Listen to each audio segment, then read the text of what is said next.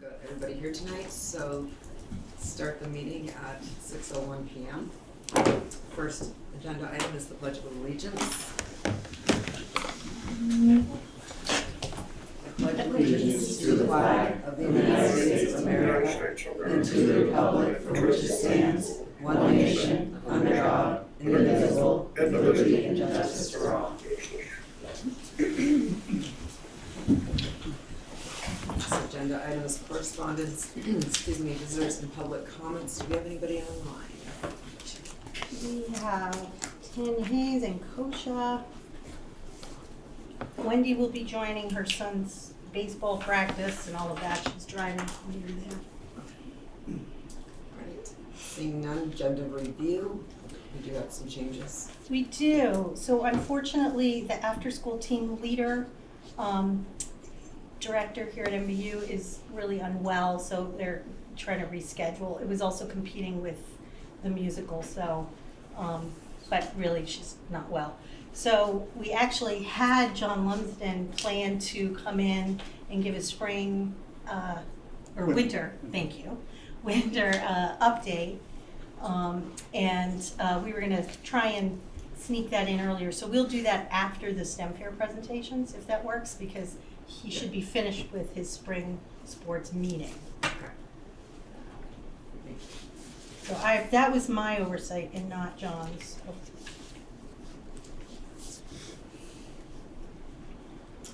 Right. Next agenda item is the approval of the minutes of March 26, 2024.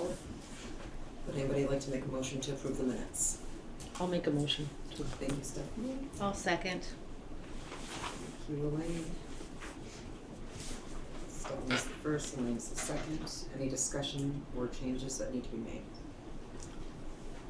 Can I just, these are actually the minutes to March 28th. Oh, I apologize that it says the 26th, that's my mistake. Okay. Stephanie and Elaine, you still good with March 28th? Yes. Yep. Yes. All those in favor of approval, please say aye. Aye. Aye. All those opposed? Yes, dear. Thank you, Dawn. Motion carries 9-0. Now, we do have 326 minutes that from our special meeting where we approved Elaine, appointed Elaine. So I'll bring them to the next meeting, that's Okay. my oversight. All right, thank you. Administrative reports, we've got MVU. Lot happening and has happened. A lot to read. I like the mini golf thing. That's pretty awesome. Yeah, I don't know if anybody has any questions that Christy and I can answer on them or not, but there was a lot going on for the month of March. It's March is always a very busy month, so. Any questions, comments? Yes, Don?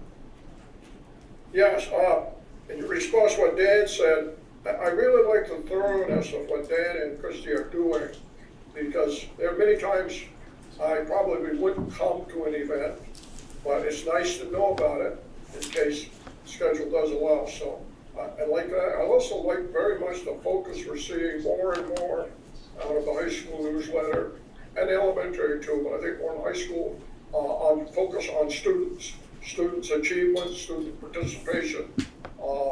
And so I think that you need to be commended, because I know it's not easy putting all that together when you're trying to also run a school. So I like that. The other thing is, I think this was the most interesting district newsletter that I've read in quite some time. Maybe it's because I'm starved for reading as I do my physical therapy and stuff. But no, there were a lot of good pieces of information. So as I read through them, I thought, a lot of work here, but it's really important work. As board members, we kind of get to know what's happening in our schools. So commendations to all of them this month. One thing I do have, so for the college and career pathways field trip, how many students did you get that were non-college career path? Because I saw in there that they did ones that weren't, they had stuff there for information for kids who weren't going to go the college path. So I'm kind of wondering what the ratio was. Yeah, I don't have the exact numbers on that, but I know that excuse me, the majority of them would have been college-bound students, but I don't know the exact number on it. I can find it out if you'd like. Yeah, I'm just kind of curious, and Yep. if the, I just like some programs for the kids that are going to college as well, so they, if they knew that this was really out there and how many did attend, Yep. kind of nice to know. Dan, could you just kind of expand on that a little bit in general? On the college fair, so we often get invited to college fairs, whether it's St. Mike's, UVM. In this case, we took down 37 students, guidance department did, and they have like a series of various workshops that the kids can go to, depending on what, it's paying for college, it's college housing, it's, just the experience and picking a major. And so kids can pick and choose. In this case, I think they chose 3 separate ones that they wanted to go to. And they get to eat on the college campus, which is always a big deal because they have major choice and they're not used to always having major choices like that, and that kind of all you can eat thing. But it's so they get to pick those in this case 3 categories that they can go into, and they go from workshop to workshop. So it's just putting them on a college campus, getting that college campus feeling what it's like, seeing what they hear from college kids.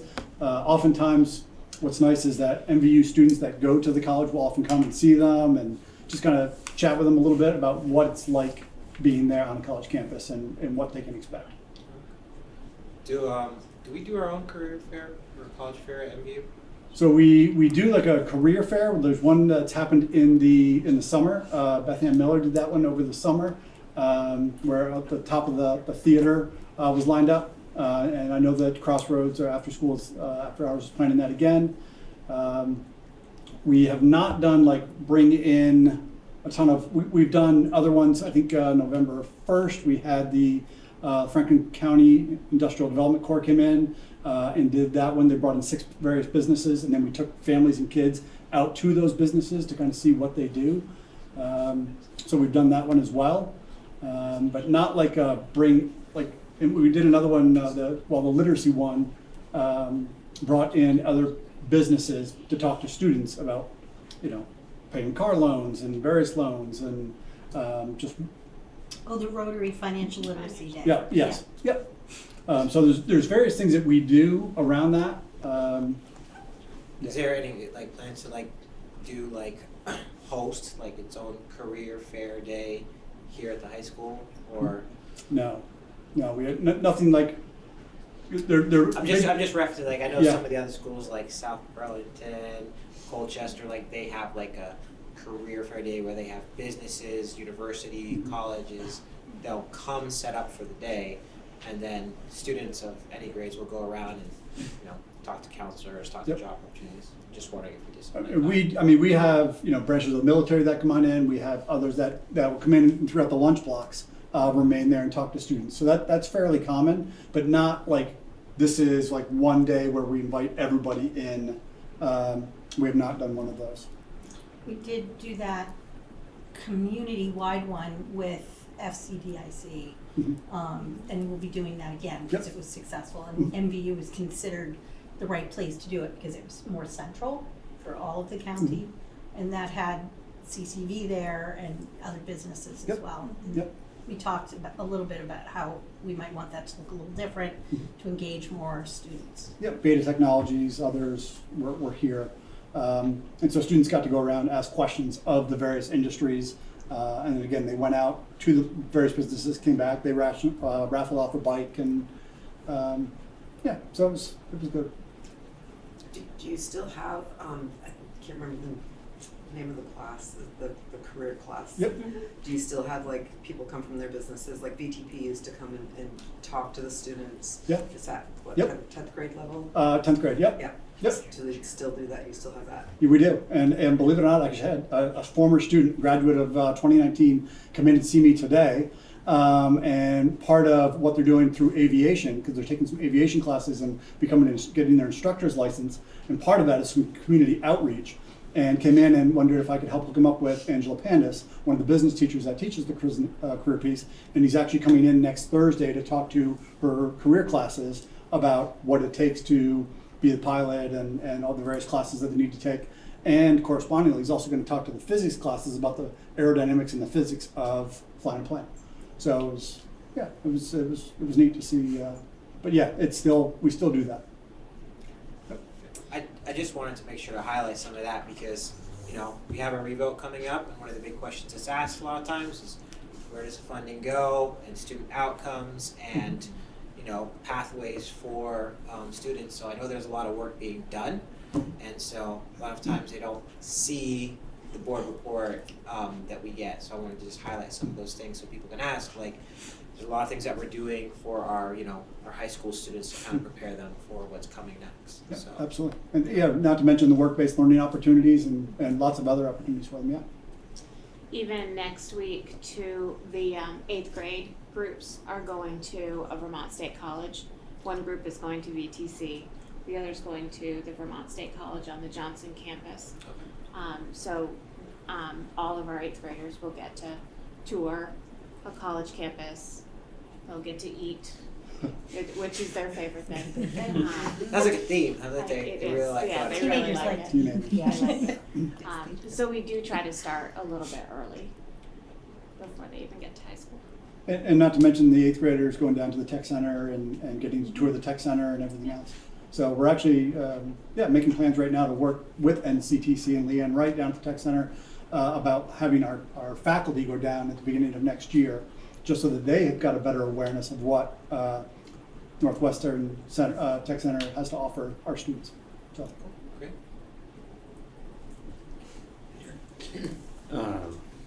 The Eclipse. So I saw Rich Ballard had Eclipse weekend, so I'd like to hear more what that was all about and more. Was there a buzz in school today about the Eclipse and how are the students feeling about it? And then I have another question after that. I didn't talk to Rich today to find out how the weekend went, but there was definitely a buzz about the Eclipse. Every student that I saw talked about it. And, you know, whether they watched it with their family or they went to an event and what they thought of it. And so there was a lot of talk today. But I'm not sure, maybe when Rich presents, he can give an update because I didn't see him. Okay. So Rich is bringing in the STEM fair students. So that's what some of the presentations are. So he'll be able to he helped organize the weekend event on both Saturday and Sunday. So likewise, I didn't get much of a chance to speak with him today about it.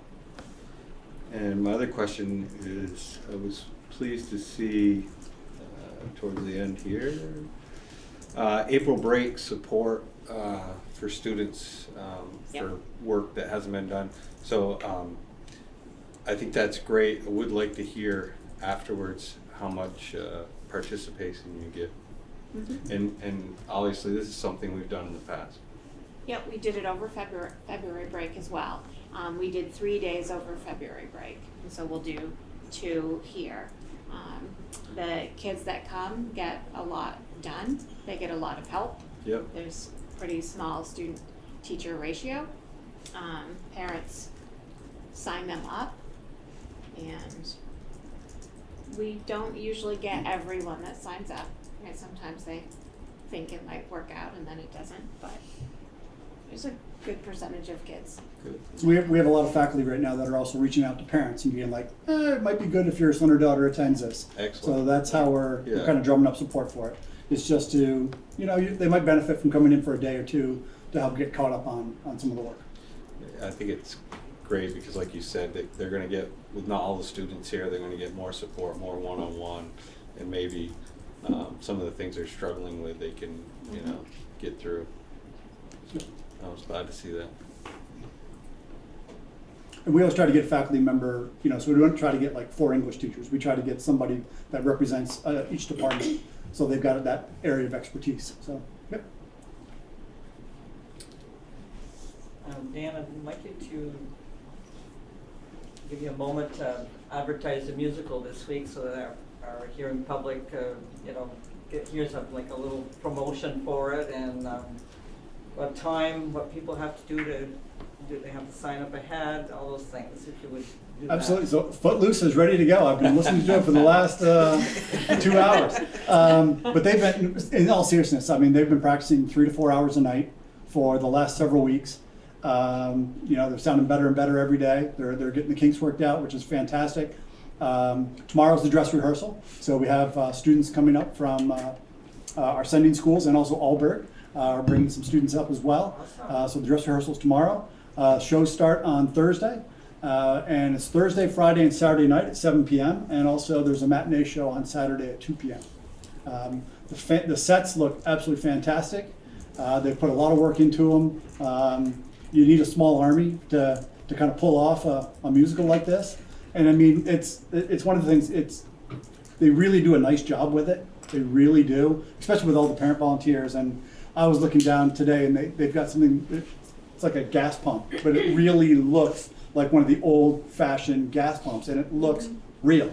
And I'm like, it's one of those, like, you're doing like the triple take on it, looking at it going like, is it real? Is it fake? Like, I mean, they just do such a fantastic job. And so yeah, it's really excited for it. People can pre-buy tickets, or you can get them at the door, and they're $10. So you can get them at the door? Yep, you can get them at the door, and they're $10 a piece. Okay. Yep. And the musical kids, some of that is going to go. The musical kids have done some fundraising, and the week after, over April break, they're actually going on a trip to New York City, seeing some shows and doing some other stuff. So it's,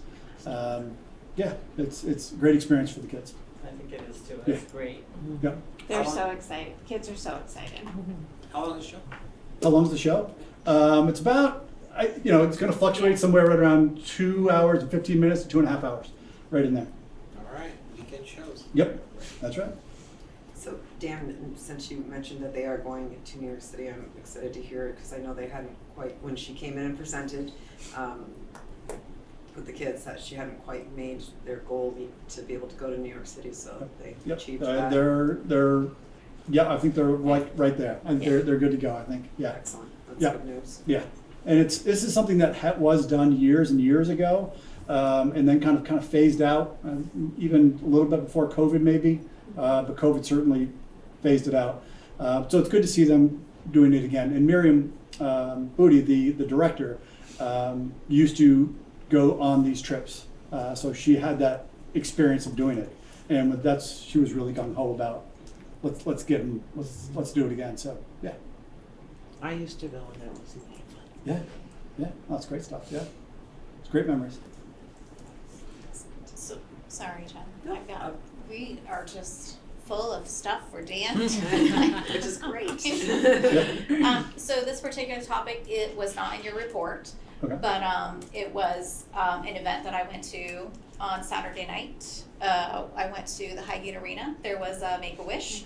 And at the Make-A-Wish, there was a pair of Adirondack chairs that were auctioned off.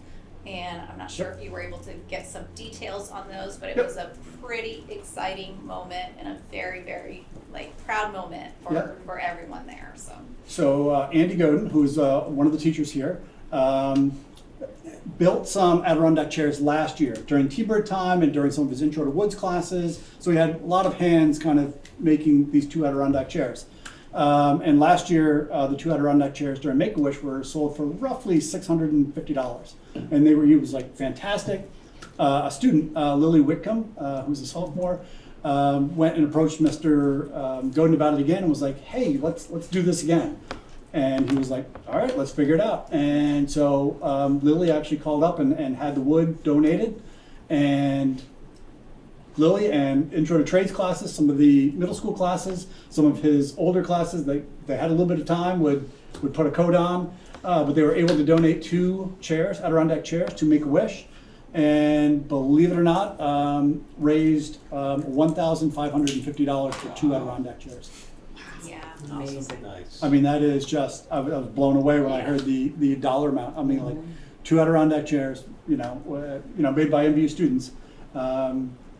And so he was really, really proud of that. And Mr. Godin was there, and he was there as well. Yeah, he was there. He said that he a couple of Adirondack chairs, plastic Adirondack chairs, went right before his were to go, and he was like, "Hey, does anybody know where these chairs were made? These plastic ones?" Nobody, of course, raised their hand. Then he was like, "Hey, does anybody know where these 2 chairs were made?" A whole bunch of hands went up. So it was, I think, just taking pride in what they did, and he was, rightfully so, just incredibly happy, and $1,550 for Make-A-Wish, for having the kids And a lot of it was built, again, during the 7th grade intro to trades class and T-Bird time, so it was great. Absolutely fantastic. Yep. Proud moment. Yeah. Do you have pictures of the chairs? I don't. I can talk with Mr. Godin and see if he's got a pair. He's got some, yeah. But yeah. I popped in one time when they were making them. They were still assembling them, so. But I didn't see the finished product. But yeah, you might have them. Well, I saw it on Facebook. Oh, okay. I saw it. I don't know if I could find it quickly, but we can ask them. Any other questions or comments for Dan and Christy? Great. We move to the district newsletter.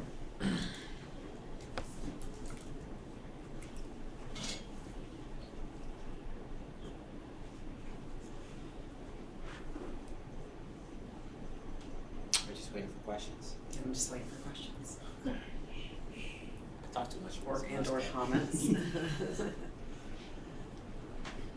All right, so I have a few. Sorry, Julie, could you maybe just kind of highlight a little bit of the Building Bright Futures report? Sure. I would encourage people to click the link and to read the report. Every few years, Building Bright Futures puts together a report on the status of children in Vermont. And they have some statewide information, how many children are living in poverty, how many children are getting well child visits, how many children are reaching reading goals by 3rd grade, how many children are experiencing homelessness, those kinds of things. And then they break it out by county. And so it's always interesting to see the statistics. Statistically speaking, we typically have a larger than most areas number of children who are in the custody of the Department of Children and Families. That number decreased this past time significantly. So I'm hoping that's a positive trend. You see the number of children living in poverty, what the average household income needs to be, those kinds of data and statistics. For us, I think, and of course you're looking, for us it's Franklin and Grand Isle County, so it's a bigger page. But one of the things that I thought was an important highlight is that reading by the end of 3rd grade is a very important statistic, and our district was higher in that number than any other school in Franklin and Grand Isle County. So I thought that even though it's never enough, I think it's important to note that our schools are working hard and going in the right direction for our kids.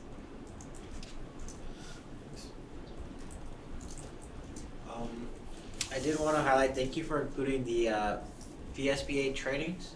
So we do have some new members. I would actually encourage you to register for the new member academy that's on there. And the refreshers are still good. I actually registered for that one myself. So those are just some good information to definitely be aware of.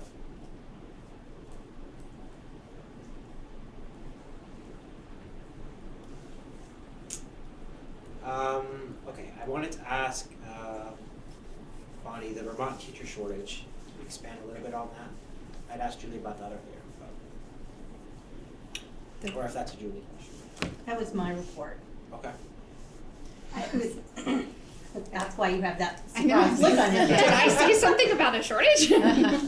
Well, I just thought it was an interesting article that Vermont Public published, and it, particularly for me, because I began my career at the beginning of the line graph, which, you know, says a number of things. But when I was teaching at the beginning of my career, well over 500 students were graduating from teacher preparation programs in Vermont. Formal programs, not portfolios, not alternate pathways. And those are important pathways. And you can see on that table, that the line graph, that they have just gone to very few. I mean, I remember calling Johnson the other year and they said, we have 2 kids graduating this year. So it's really, the change has been dramatic, and it's across the country. Yeah. And it was an interesting article in that there's an interactive map, and Rennick and I were speaking to that a little bit, that shows the number of provisionally licensed teachers has gone from just 2017 across Vermont, 433, and in Vermont now there's 873 provisionally licensed teachers, and that means teachers that have a bachelor's degree and perhaps some credits, but they are not fully eligible for license. So they are learning while being licensed. And then there's some quotes from my friend Penny Chamberlain, who's actually had no one in school to teach, so she's had to close down because there's nobody there. Very different parts of the state are seeing it much more dramatically. And you can see that if you do look at this article, there's an interactive map with dots representing the number of licensed teachers and what the percentage of licensed teachers are. And we're all either at 100% or 90% in all of our schools of provisionally or fully licensed teachers. But there are parts of the state where, I mean, Montgomery, it's 60%, you know? And they have very small schools and they're very rural, and there are separate challenges, housing challenges really, even for attracting teachers. It's hard. So Bonnie, there's a reason why you thought of Bonnie. She works tirelessly with the principals to make sure we have as many highly qualified teachers in all of our positions as possible. But I had not put in my report. I had honestly forgot about it, so we talked about this. Dan and I did a career fair at UVM, and the people that were terrified of us asking about education was remarkable. Like, it was like a game. Like, hey, ever thought of working with kids? And I'm like, no, I'm sorry. Like, What? like, Education? No way. ran away from us. Like, and we tried all different lines. Like, ever thought of working with kids? Ever thought of a career in education? Right? And one person was like, no, that job is way too hard. And their major was like Biochemistry or something? Okay, and one of them was like, my mom's a teacher. No way, that's too much work. Like, okay, like, it was crazy, like, not what we expected coming from UVM. Like, we have a number of teachers that are UVM graduates, and so we really expected something, and it ended up just being funny after a while. Yeah. It was hard to encourage people to get there, and there were a few other schools, and they were experiencing the same, like, oh nope, no thanks. We happened to be at like an intersection, so they took like a big loop around our table. Like, we couldn't even, like, we had all kinds of swag. We couldn't even get them to take stuff. We're like, we have candy, you know, like, no. Every college kid needs meds. You know, yeah. It's just really, I was watching the National Teacher of the Year, and they were talking about the national teacher shortage and asking her why. And it, you know, for the same degree, teaching pays much less than another profession. And it is little people or tall people, but they're not, you know, it's tough all day long. Where maybe the biochemistry major is just going to be in the lab and interact with fewer people, right?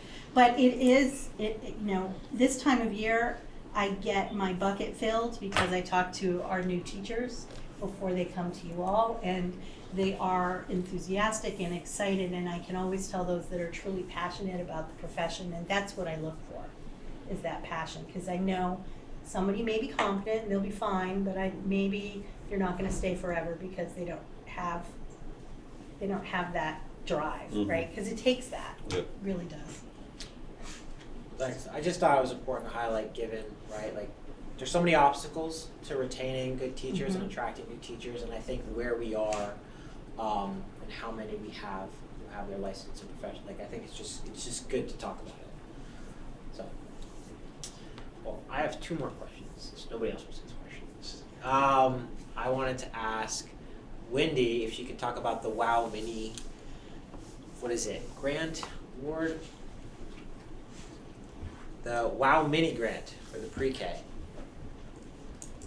Yes, we were very fortunate to receive a grant opportunity for each of the preschool sites across our district, and our team working, teaching teams have been working with their building principals to come up with an idea to fulfill the spirit of the grant, which is to provide a wow experience for our youngest learners who may not get a chance to experience, for instance, a magician, or I think we just had a look at Highgate's proposal, and they may be bringing Rock and Ron the Pirate to the Highgate community to entertain our children and just excite them and give them something that they can talk about for years to come.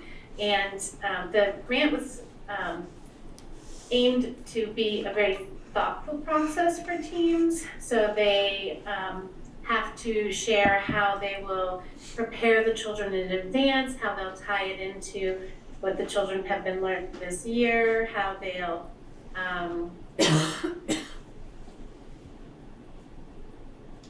after and kind of activities of the wow in the moment, but also something that will carry over into continued learning in the classroom. I'm not sure if I was breaking up or not. My internet is a little unstable. I apologize. No, we got you. And so Swanton. Oh, good. Swanton has there, and then Highgate. And is this for Highgate and Franklin too? No, that's for Highgate. Franklin is still working on their proposal. And they'll come up with something wow as well. And that's the other cool thing about it. So while there's some similarities between the proposals, each building has come up with kind of a unique idea.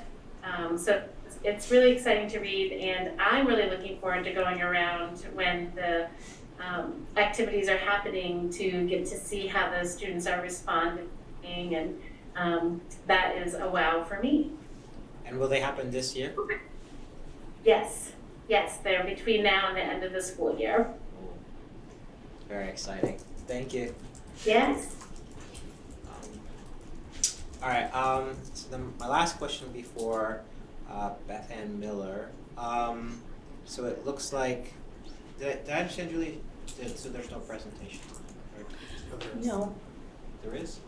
there's STEM fair, In general. Okay, the after school. but the after-school leader wasn't able to come. She's not well. So the question was, it looked like, so the 21C grant was approved. So that I assume would be very good news. So we can expand upon that and what that means for us.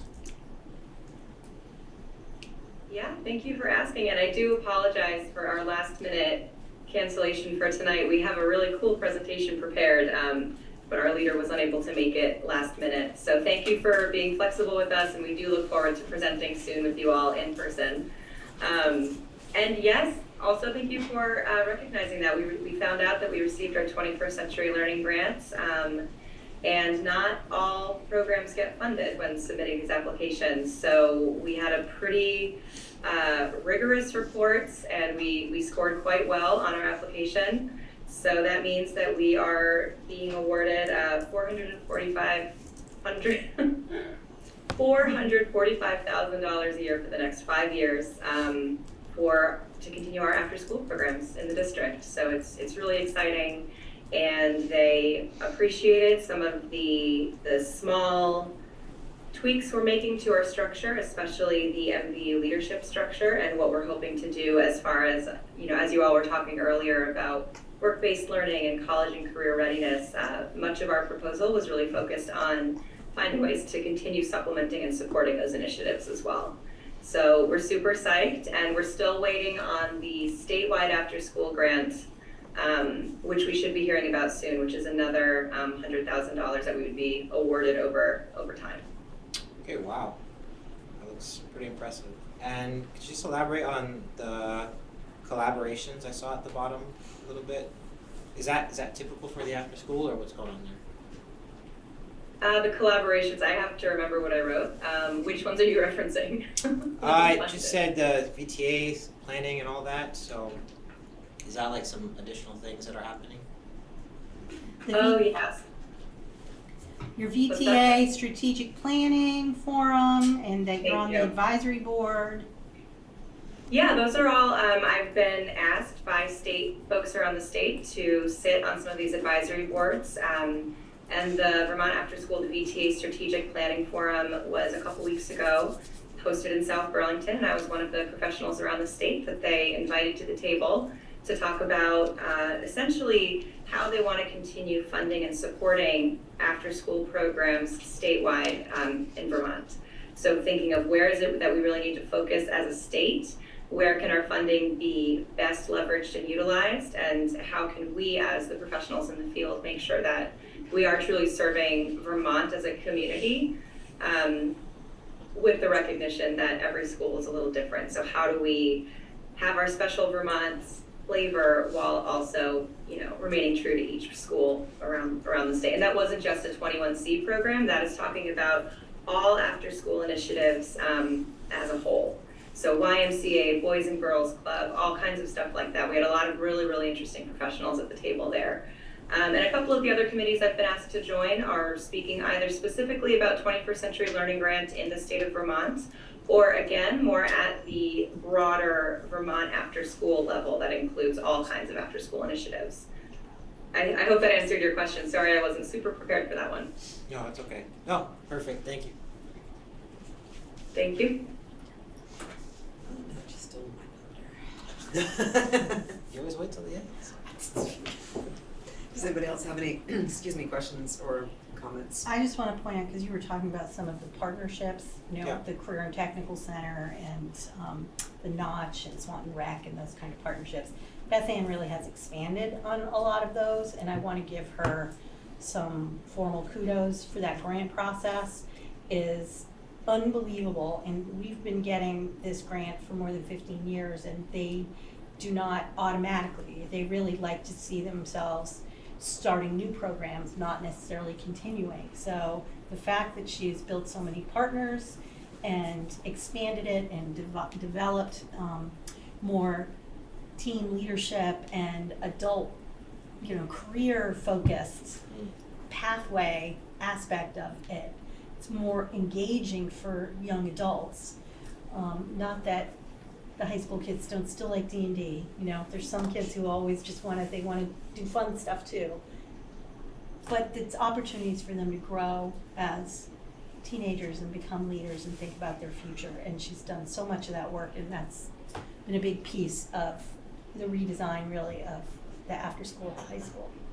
So like just in a continued addition to like the outcomes and where they're going and opportunities. Absolutely, yeah. That's good. Julie, thank you. Oh, I'm sorry. I just wanted to say thank you, Julie, for mentioning that. I did want to also highlight that Becca, who was not able to be here tonight, our MVU site coordinator, and I had a fantastic opportunity on Friday of last week to present on the trajectory of what we're doing here in the district about leveraging community partners, increasing teen leadership opportunities, and the state is now asking for our templates to share out with all 21C programs in the state as perhaps a model for them to all utilize as well. So it's really exciting work that's been happening for a couple years, and I think that we're really getting there now, and it's really starting to show. So thank you for bringing that up, Julie. Thank you. Great. Anybody else? Great. We are going to move next to the STEM fair presentation. Well, I Dan has was an actually announcement. I was getting nervous that Mr. Ballard was not here, so I just reached out to him via text, That's what I and kinda it does not appear that he's gonna be able to make it. So, Oh for yeah, two. so I apologize. So No, we can that's do fine. it another time, or Yes. what would we like to do? Okay. I would like Okay. to be able to, Okay. the next MVU Yep. at the STEM fair. And please take the time, those are STEM Fair project posters. So,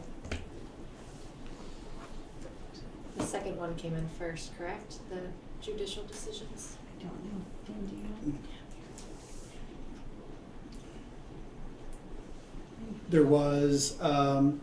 There was one that came in second or third place, and then another one that won a $3,000 scholarship. And I know that Emma's is the one that won the $3,000 scholarship for the summer. Is it? And that's Avery. Yeah, That's and Avery's, Avery, yeah. Avery's the one, yeah. The effective color, I think is it. That's another Avery. Oh, no, Avery's, yeah, No, the that's perceived Kelsey. attractiveness influence I can't see judicial that. court Oh, that's decisions. Kelsey Yeah, that's the one that Avery. won. Yep. Avery. Yeah, Oh, yeah. so, we'll have them come next month. It's all very impressive. It is. It's, yeah, how they choose some of the topics and the stuff they come up with, the research is fantastic, so, yeah. Well, we were gonna have lots of teenagers today, and now we have no teenagers, which I apologize, because, you know. Next month. What's sitting right over there? But we do have John. All sports kids. All right, All the spring so sports kids are out their there. presentation next month. Hopefully, Yeah. okay. And John, go grab some of his athletes. Randomly grab some athletes. Thank you. Please come talk to us. All right, John, you're up. John, did you want me to put this? If you Okay. would, please. I I will appreciate that. do that for you. And thank you for coming, and I apologize, I didn't have you in my chart. That's okay. That's all right. Again, reminder.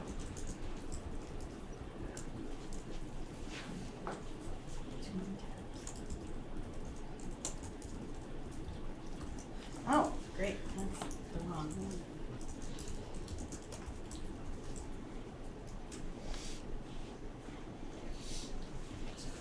So I'm just going to recap the winter season that we just finished up on. Actually, I was out there in the in Commons getting ready for the spring, but that's all right. So just a recap of what happened this past winter. There were 229 student athletes who participated in winter sports. I'm trying to think how many there were. I think there were 12 in grades 7 through 12. Last year there were 220 student athletes, so we gained about 9 students. And we have 24 coaches. It's the biggest group. It's 24 coaches of the winter season that coach. Oh, there it is, 13 athletic teams. Just a recap of some varsity sports. Boys ice hockey, we're the 10 seed, and they lost to Stowe 2-1 in double overtime. Wonderful game. Kids were really proud of how that game went, and I can tell you on game 20 when they played at Woodstock, they actually beat Woodstock in game 20, so put them in position to play against Stowe. A very young team, 9 freshmen, so that program will be in years to come, getting better. Going on back. Congratulations to the girls ice hockey team. As many of you know, they were in the state finals in D2, and they lost a really tough and close game to Hartford High School. But we're really proud of the girls and what they did and the coaching staff of getting that far. The boys hockey team participated in a fundraiser called Hope Lodge, and the girls participated in a paint game raising money for the Jim Bashaw Foundation. And the girls hockey team also participated in what we call a teacher staff appreciation game, where the athletes will go and give their jersey the morning of someone who has impacted their life, and that teacher will wear that jersey all day, and then that night they get to go to the hockey game and be part of that. So there's like team photos of kids, which is the next slide there, Julie. We have some slides here of some photos of some of our hockey players of who meant the most to them while here at Missisquoi. Very well received, and the kids, they really enjoy this. It's the second year they've done this. They came and presented, they did such a wonderful job. Yeah. Oh, they did. Oh, Yeah. Oh, that's Nice. right. I did hear about that. Indoor track and field, another successful winter season. Kevin Flint does a nice job. We didn't have anyone who moved on to states. They participated in states, but there were no winners in our states. But a successful program for sure. How many kids do you have? I think there were 14 indoor track and field kids. Nice. Is that just the high school levels? Yes. Yep. Next one. Varsity cheer. The varsity cheerleading team won the MVAC championships. And every 2 years, Missisquoi raises their hand and says, we would love to have a competition here. And you can see that picture there. I don't know if any of you showed up, but there were at least 800, 900 people here, and 36 teams. And it started at 8, ended at 5, and it was just hopping in here. Just a great atmosphere, and it was just wonderful to be part of. So Lindsay Didio and her staff did a great job putting all this together. And you can see in the background there, or the background are blue mats. All the bleachers are pulled out, and obviously the judges are there to the right, trophies to the left. So great time. It's a great way to show off our school too. It is, and you'd be surprised that people don't come to our school, Right. and they just loved it, and they That's just great. can't wait to come back. And the MU coach, the custodial staff did a great job in assisting, and we really put on. If you're going to do it, we did a nice job, I thought. So, girls basketball, they were, I think, the 10 seed. They were the 10 seed. Lost to Hartford, I think, the 7 seed in a playdown game down at Hartford High School. It's a young team as well. Boys varsity team were the 8 seed. We did host a playoff game here with Lamoille. Lost by 4. Really tough game. But kids were happy with that, the way they performed, and that's it. They have, I think, 4 starting juniors on that team. So, and also one of the my varsity coach did want me to make sure that everyone knew that there are 4 former MVU graduates who are assisting or volunteering on either the JV or the varsity boys basketball team. So these young people are giving back to from years past. And they were a wonderful asset to the coaching staff. Many of our athletes were recognized, as you know, in the St. Albans Messenger as Athletes of the Week. Ruthie LaRush and her staff do a great job promoting our MVU athletics through the newspaper. And a special thank you to Northwest Access for their continued support in getting our games filmed, and so that people near and far are able to see our kids participate in the sports that they love. So thank you to them. Spring sports have started. There are 190 spring athletes participating on 11 athletic teams. Last year there were 165 spring athletes. And our biggest increase, shocking I know, is high school and middle school track and field. Last year there were 26 track and field student athletes. This year there are 41.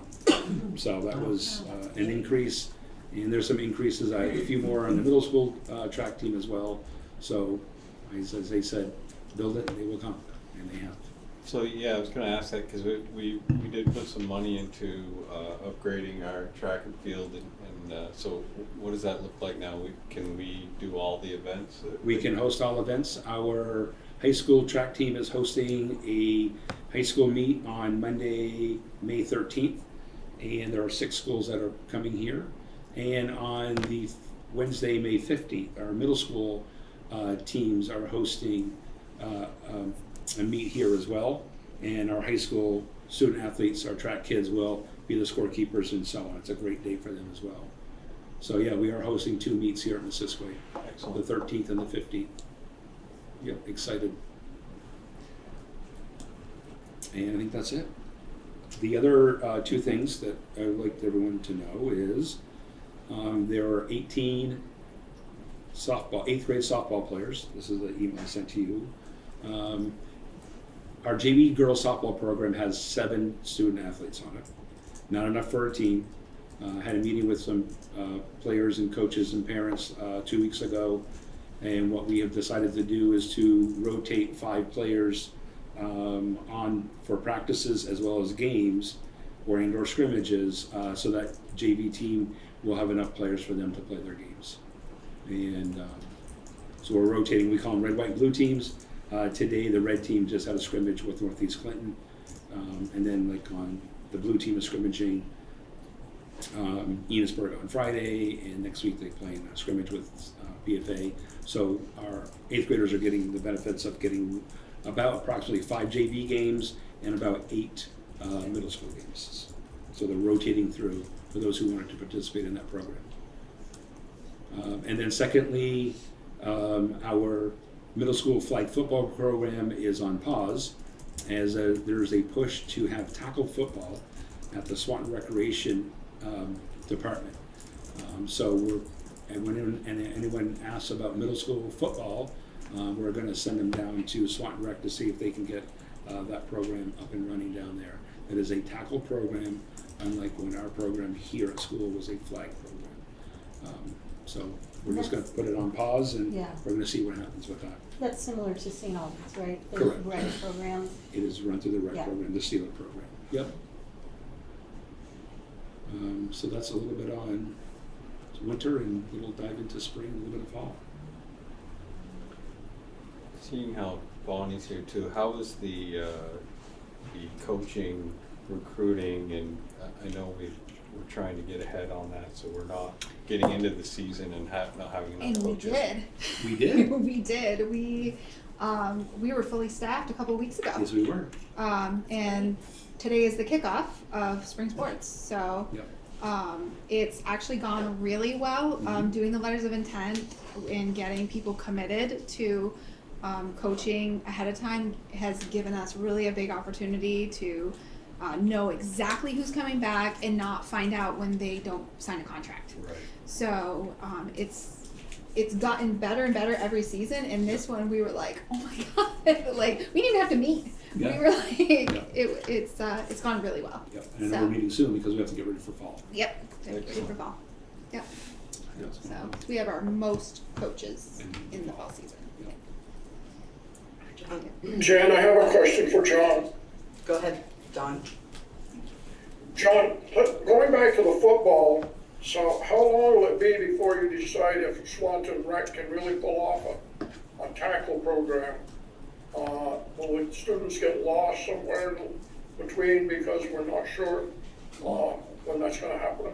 Yeah, Don, that's a very good question. I am going to reach out to them in probably the beginning of August because I know their deadline is coming up, I think, the end of July. I do want to see what their numbers are. You know, both Dan and I met with our middle school flag football coach. I met with our head football coach, and this is the direction that they would like to go in, our coaches anyway. And I'm there to support them. As I said, we're just going to suspend it, I think, for till maybe the end of July to see how many numbers they have. And then, Don, I think we'll just come back to that question beginning of August that we can, if we have to maybe pull something together at the last minute, that's what we'll do. Thank you, John. That's what I was hoping you'd say. John, with the volunteers that you had come that were prior graduates, Yes. was it word of mouth that they heard, or did they just like come and ask, do you need volunteers? Yeah. I always ask the coach if that's who they would like to have volunteer. Most coaches love to have their prior athletes come back. Obviously filling out volunteer forms, and they were able to help at practices and so on. So they're just getting back to something that was important to them years ago. Basically, if they would like to come back, I usually leave that up to the head coach if they would like to have for them to come back. Is there like maybe a way we can put out there? I just think it's fabulous that they came to give back, that, you know, putting something out in the public, maybe that, hey, if you'd like to, if you're a prior athlete or whatever, would you like to, you know, come back and help volunteer or something like that? Yep. Yeah, it is an idea. As I said, I usually let the coaches decide whether they want that person to come back or not. But mostly, I mean, just so that see if you can see who else you might be able to Yes, get. yes. You know, for like Yeah. even, you know, girls basketball, girls hockey, Yeah. boys, you know, whichever. Yeah. Just like kind of get the feelers out there and see if we can draw some more back in. I think Yeah. that's really important. Yep, good idea. They always come back and they always say something like, boy, this is a lot tougher than I thought it was going to be. I said, yeah, you're not the player anymore. You're now assisting, you know, or volunteering. So it was a good experience for them as well. Can I ask a quick follow-up to Don's question? Mhm. So for what is, I guess, the goal of suspending the football program, and I guess why is that where the coaches want to go, if that's something that you can Yep. expand upon? So the first question was, we would be competing with tackle and flag, and I'm guessing a majority of our athletes are going to go towards the tackle part. Okay. And that's the reason why we can't compete against each other, and that's one of the reasons why we're just going to suspend it to see what they can do. Last year was the first year middle school flag football started because there was nothing done in the past. We felt that we needed to do something, and it's really worked out well. Our numbers at that numbers were about 14, 15. enough where we were playing 7-on-7 with other schools, practicing 4 days a week, having a game on a Saturday morning. It served its purpose. But I think Nick and the Swanton Recreation Department want to see what they can establish in having a tackle program, which would then benefit us in years to come. So the goal would be to have the tackle program, build that up, and really develop a feeder Yes. into the varsity Yep. program. Yep. They have their own field, their own equipment, their own coaches. We're just going to sit back and see what happens. So they won't be playing on MVU fields? No. Where's their field? So I guess somewhere by their parking lot or behind the field, Swanton Rec Fields or something. Yeah. There's a field down there. Oh, the lower field. Yeah, that's where they're going to have it. Yes. So it's something that my coaches and I will keep track of to see what's going on, so that we don't lose out on a year of those kids not playing anything. Right. So. Okay. Thank you. Any other questions or comments for John? Thank you very much, John, for the Thank you, presentation. appreciate it. And I'm gonna let the administrative staff go as well. That's online, and hope you have a great night. Thank you. They rebelled. We moved on.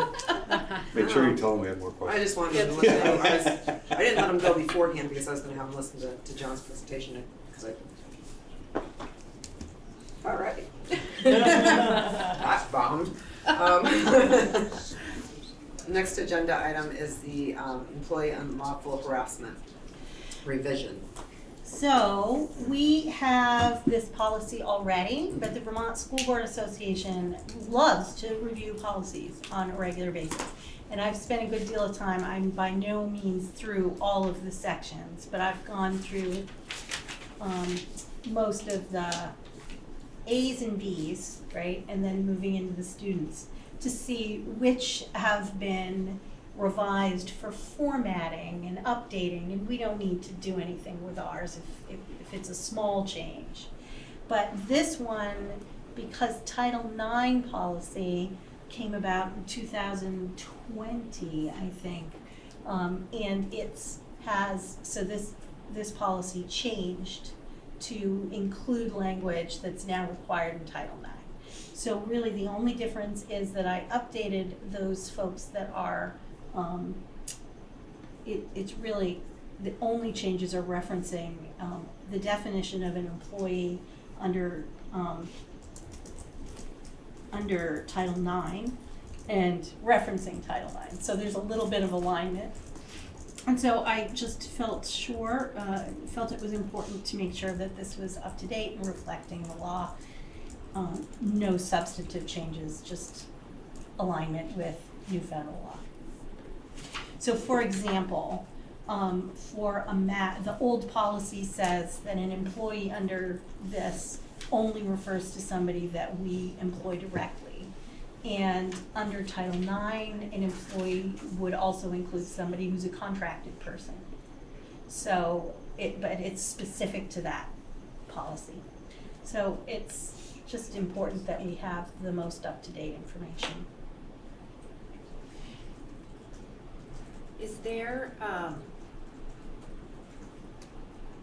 version that has like the changes highlighted so we can go? Or is it really just, it's really just the part that talks about Title IX. Yep. And the definition of an employee under sexual harassment that says district employee or a person engaged to perform work or service for the district. Okay. Those parts are the only new parts. Okay. They move things around, but I didn't do a side by side because it was so minimal. But Yeah. I just didn't even miss it. Go through. No, and I have another policy that we're gonna bring forward that our auditors recommend around investments. And so we're going to bring that one to probably our next board meeting for a first reading. And it's not on the VSB model policy manual, so we're looking through several different school districts so we can make sure it says exactly what we want it to say. And it's essentially showing that because we do borrow and invest and earn interest, that we follow certain procedures. And I will bring a few more policies to you to update before the end of the year.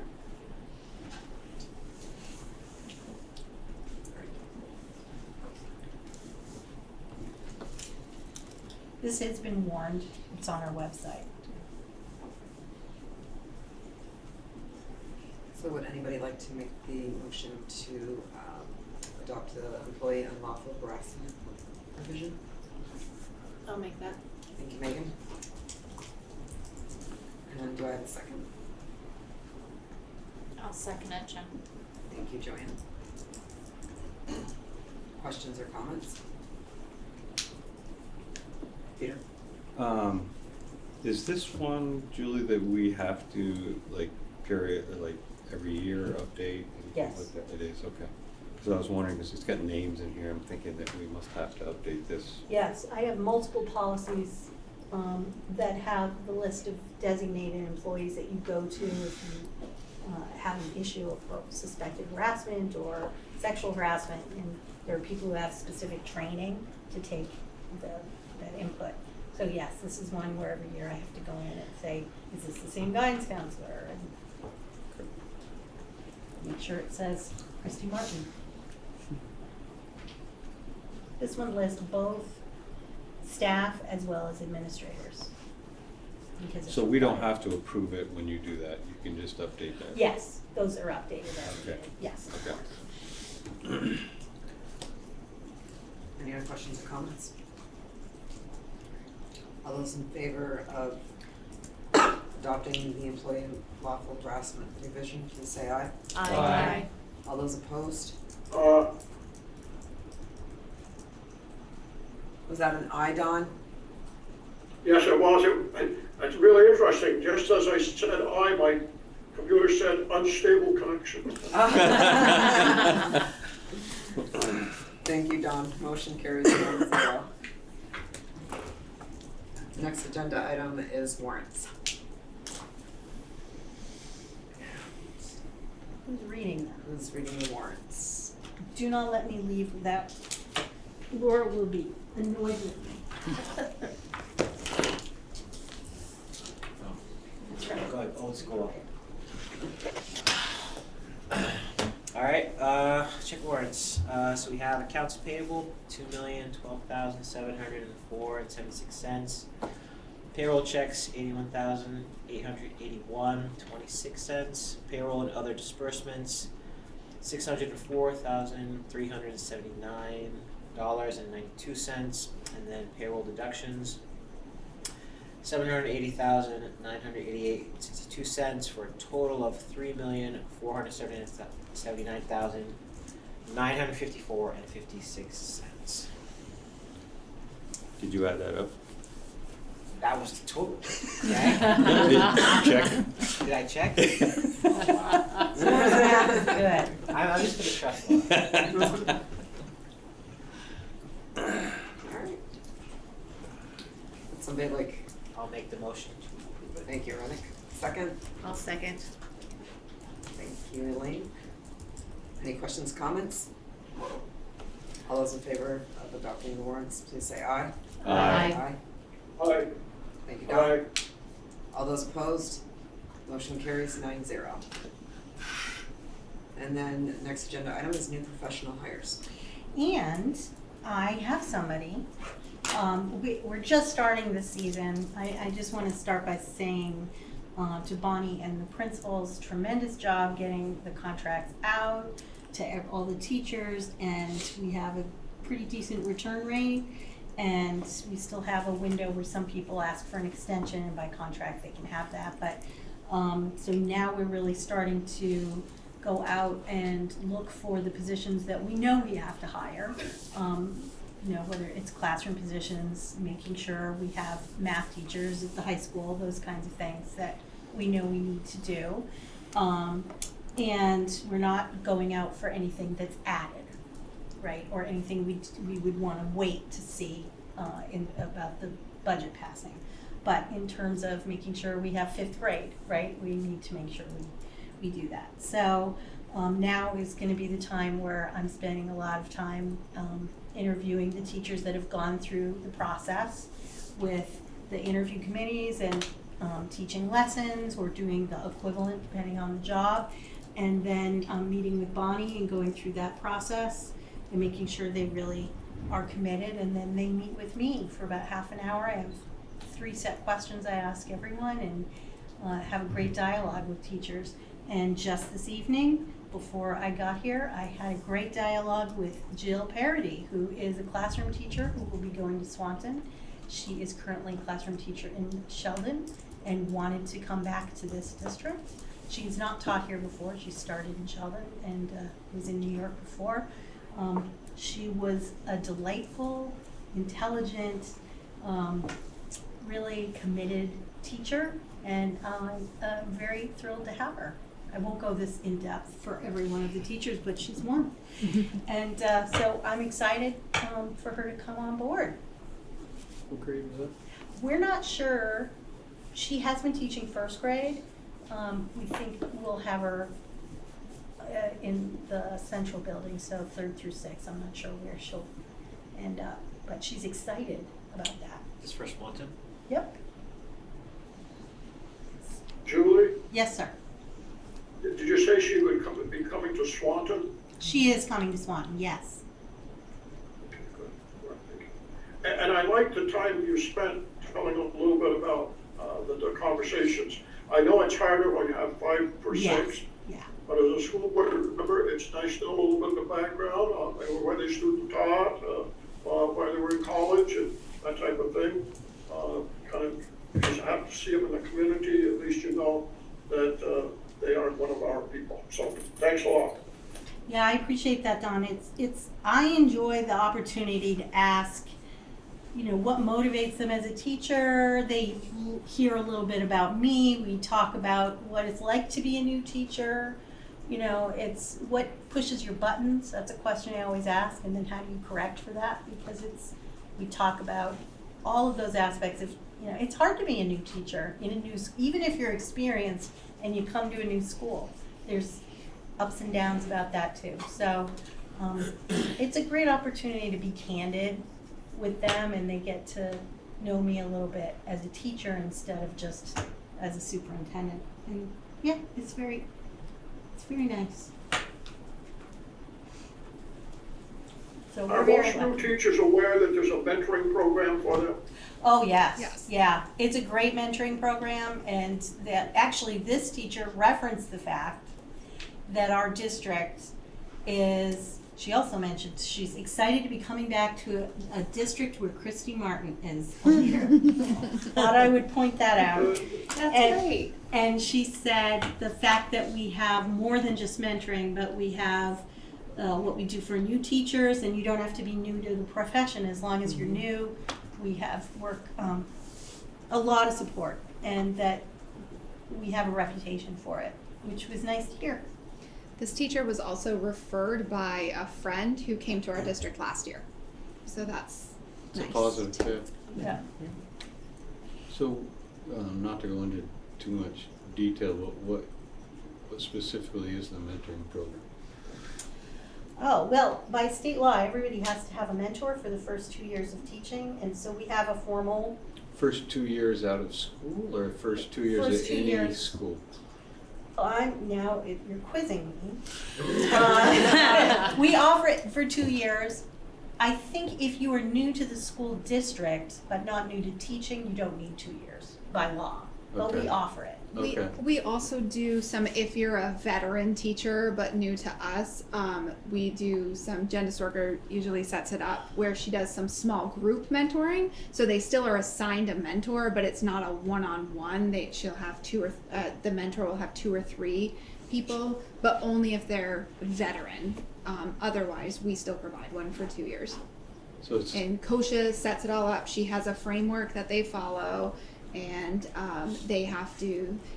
she has a book that she gives to them, and they go through that. They meet monthly. They have to sign off. Both the mentee and the mentor have to sign off that they've met, because we do give our mentors a stipend. for doing so, and they have to provide their log with their signature, their sign-offs, their mentees' sign-offs, and what they covered in their session in order to receive their stipend. It's good. It's to make them comfortable in our school or in our district, even if they're a veteran teacher. That's good.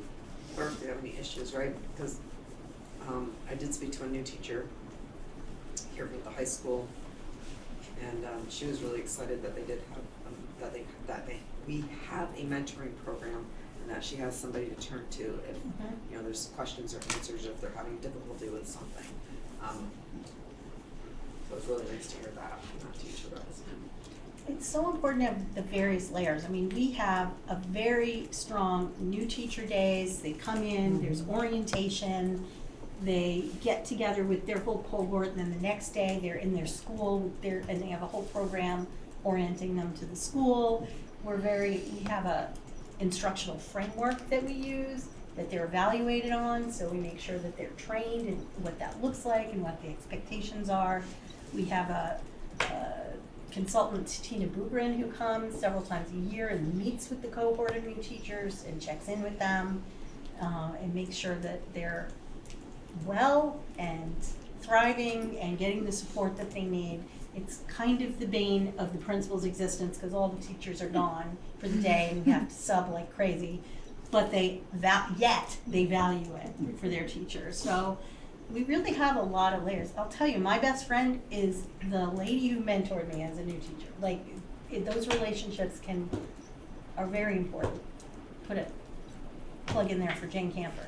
But, you know, it makes a difference in how successful you are if you have a good mentor. And stay with the school system. And we hear from a lot of people that even, you know, we do a lot for the new teachers, but then we have our instructional coaches, and then, you know, the people that were, you know, mentored then become mentors a few years later, and we have a pretty positive reputation for that level of support. Their mentors are also building based. So if you're an MVU teacher, you have a mentor from MVU. So they're in the same building. You don't have to do it that way. But that means that they're possibly a little bit more easily accessible on any given day. Makes sense. Which we know that is something that contributes to retention, right? If you have somebody that you can eat lunch with, or you can, you know, you're lost in the building and you don't, you know, that they can show you, or you're struggling with your classroom and you don't know what you could have done differently, then you have somebody accessible. And when people feel that sense of community, they're more likely to stay. Just picturing teacher texting their mentor, "I'm lost." Help me! Especially here. I remember the day I was trying to find my office, shop. and I had my milk crates, and I just kept walking. It wasn't here, but I kept walking around until the custodian stopped me and helped me. You can become literally lost. But yeah, so we're excited to hire Jill. It's not a text message, but I was actually talking to a new teacher today who said she has a Post-it note for questions she wants to ask her mentor, and she just sticks it like on the side of her computer or on the side of her desk, and she just adds to it, right? Because they happen to meet weekly, and she's like, you know, here are my questions for so and so, and she's still doing it, so it's not even just at the beginning of the year, but it lasts the whole time. And she's like, it's so helpful to have someone. It's good to know. What's her name? Jill Parody. I'll make a motion to hire Jill Parody.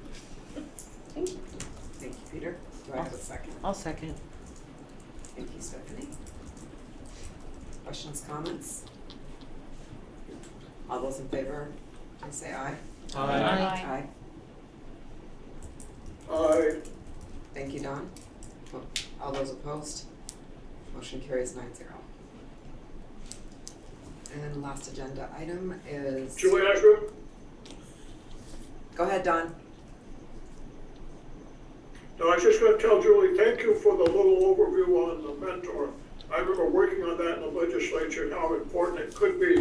You didn't have to bare your soul to a principal or assistant and feel you were doing your job. So for me, I get a refresher course, but for the board members, thank you for spending time on that, you and Bob. Of course. Thank you, Don.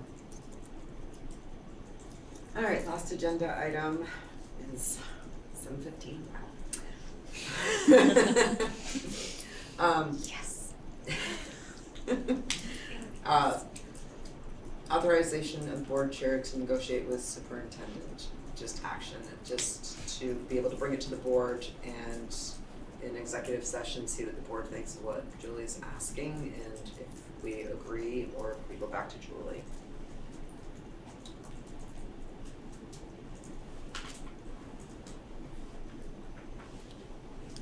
You need a motion to authorize that?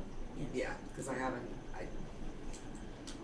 All right, I'll make the motion. okay, thank you, Peter. I'll second it. Thank you. Any questions or comments? Jen, I just want to make the comment. When I saw the word negotiate, my hair kind of stood on end, but I think you and I clarified it. I think that people may have seen it.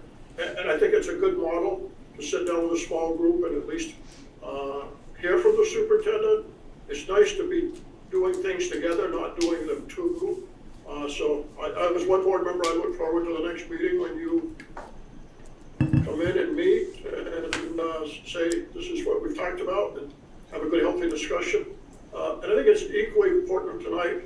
We have 2 new board members, and you know, I'm sure they don't know a whole lot about the evaluation process for administrators or how we start grading. So that's good. Move forward and see you next 2 weeks. Thank you, Don. All those in favor? Aye. Aye. All those opposed? Aye. Motion carries 9-0. All right, future agenda items, guidance, work-based learning presentations, cybersecurity, food service, contract, STEM fair presentation. Yeah. Now, our next board meeting is during a school vacation. Oh. So we won't have students. We did that purposely. We moved the one in February, but we didn't move this one. We figured it would be fine. Derek will be able to do the cybersecurity one. God willing, the creek don't rise. It feels like this one's been moved about a lot, depending on whether somebody's sick or whether there were too many things on the agenda. But he's actually got a good presentation to share with the board. So that's an easy one to do. It'll be in Swanton. Chris, I have excused from that. He's having a procedure that week, so I don't want him to be feeling that he needs to be there. So I don't think the food service management contract will be on that agenda. I'll have to speak with Laura whether the timing of that is specific to an agency event process, so that might have to be the next board meeting. But the guidance and work-based learning presentations and science fair presentations, STEM fair presentations, we will do in the first meeting of May. Right, when the kids are back. When the kids are back. Vacation. And I won't be in attendance at that next meeting either. In April. Yeah. So, Do we just wanna hit on, what do we have between now and the next meeting, so we have, yeah, this was when you, yeah, after, or during, well, future board meeting will be April 23rd, 6 p.m. at Swan Central School. And then I was gonna hit on I wanted to, touch base, Joanne, Peter, and Pierrette, Franklin, Julie doing a little. So we're gonna have a coffee, we're gonna have a coffee hour. Coffee hour, There's yes. rumors there's gonna be maple donuts there, just a rumor, so if anybody's online and wants to have some, we're gonna talk about the school budget and any other questions that people may have. So we're doing that in Franklin at the Falco room, so we're hoping people will show up. And again, it's not a school board meeting, it's just a coffee hour with 3 of our board members from Franklin to discuss the new budget and talk to voters. And when is that? That is Saturday, April 13th from 8:30 to 9:30 a.m. And anyone within the district is welcome to come, not Absolutely, just yep. Franklin. And we may even have some legislators there. Wow. Yes, and donuts. Was And don't- there a decision made about having a table at the musical this week? I don't know if we're gonna have a separate table, but we're going to have trifold flyers, and we're gonna hand them out. Okay. And I will be there at least one night, and then I also talked with, I mean, you said that you would. I'm working in concessions the whole time. Yeah, I'll be so there. But I would be happy to have anybody else who wants to do it as well, if you wanna, we can coordinate who goes to which night, and make sure that we just, and again, people wanna be going to the musical, I'm not gonna tackle them down the stairway, Right. but just, we'll have a sign that says that the vote is on April 30th, and have a flyer, so when they're waiting during intermission, they can buy concessions and they can look as well. And then we'll have those also to give out for the spaghetti dinner, which is when? The 18th, The 18th. right? Yeah, I think so. I guess the 18th. Just tell me where to go and when to be I just there. got It's a screenshot. Thursday. You tell me which night you wanna go to the musical, I think it's next week. 'cause I'm going, I always go, but. I'll check, but I don't think Okay. there's a preference. Typically, the last one is very well attended. Yeah. The Saturday night. Saturday. Saturday Yeah. night is among the Yep, most well Thursday, attended. April 18th, this is spaghetti dinner. So Oh, Renica and I will be Saturday. there, Yeah, I can't do it Saturday. eating spaghetti. I can do that. Oh, it's good. A week. They do such a good job. Should probably tell them what time. Oh, yes. Public. Yep. Renica and I will be at the Highgate Elementary School Spaghetti Dinner on Thursday, April 18th. And I don't know what time it is because it doesn't say on the flyer. It doesn't say. In the evening at some point. I think it's at 5 to 7. 5 to 7. If I remember correctly.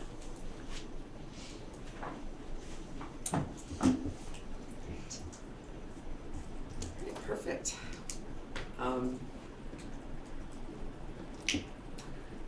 Okay, I will ask, I was talking with Joanne and Pierrette, maybe not Joanne, but about a chart for your Friday, and I was gonna ask Rich Ballard if he would print, because I have the template for those.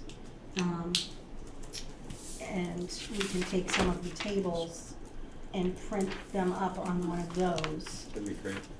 With the date, right? I should be able to do that.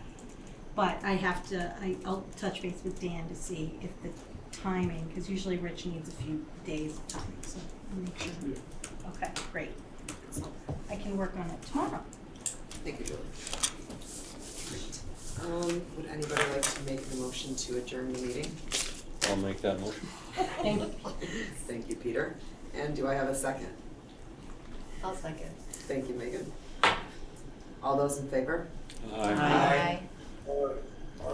We missed you last time. All those I was- opposed? Here. I'm opposed. I almost asked if the meeting was still going. No, carries 9-0. Meeting adjourned I stepped at up. I remembered to adjourn. 7:25. I know that.